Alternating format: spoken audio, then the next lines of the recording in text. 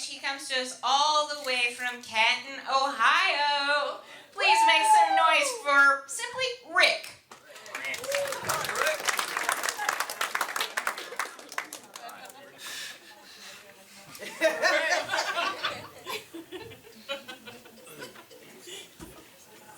All right, it's a long drive from Canton, Ohio to, I just want to go on the record that they didn't kick me out of Canton, that I come here to work once a week, once a month to work for a week down in E-Town, which I run the Crown Point Theater down there. Anybody been there?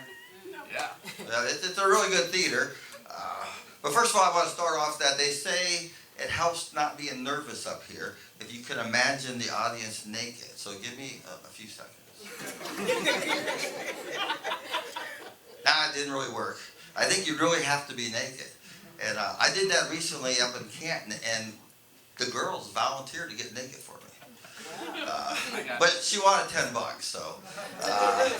What was really good, she was hot enough that another guy in the audience stood up and says, I'll give her the $10. That's a true story. But anyway, so I want to talk about AI. AI is really trending, artificial intelligence.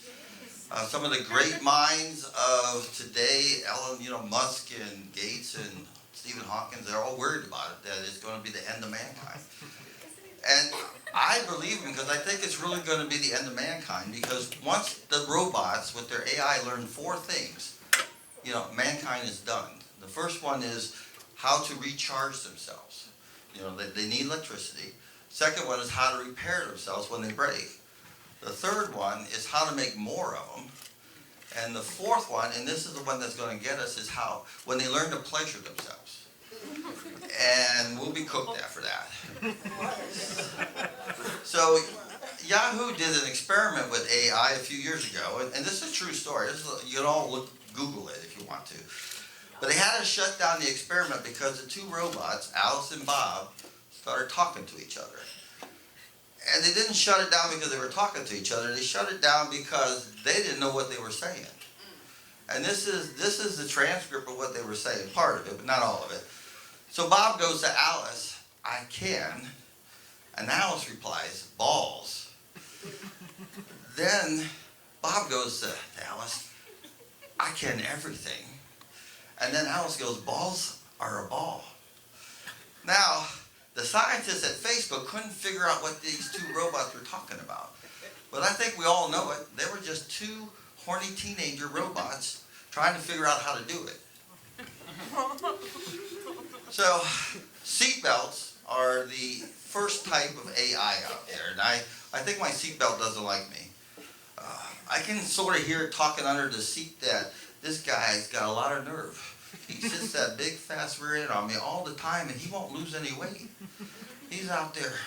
I got to figure out a way to get rid of him. So he decides he wants to kill me.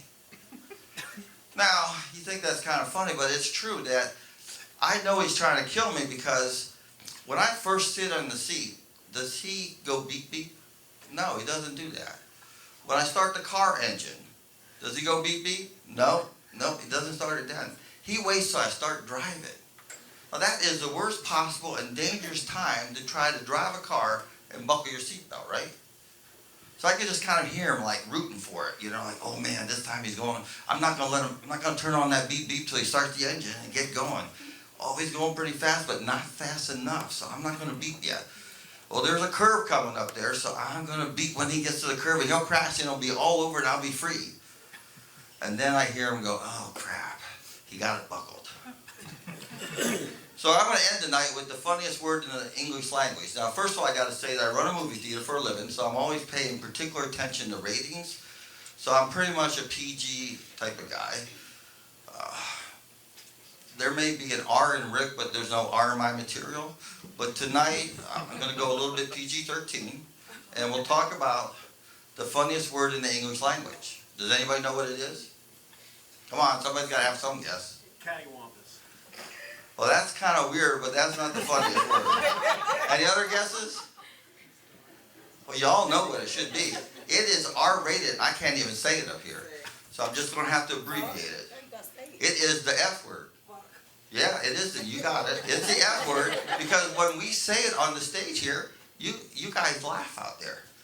But if you really think about it, and you went up to your wife, your partner, your lover, your friends with benefit, your girlfriend, your husband, and you say, hey, I want to F you, and they start laughing, is that what you really want to hear from them? No, you don't want to hear that. You want to hear, come F me good, F me hard, F me fast, F me till oh my God. That's what you want to hear. Well, thank you very much. You all drive safely home tonight.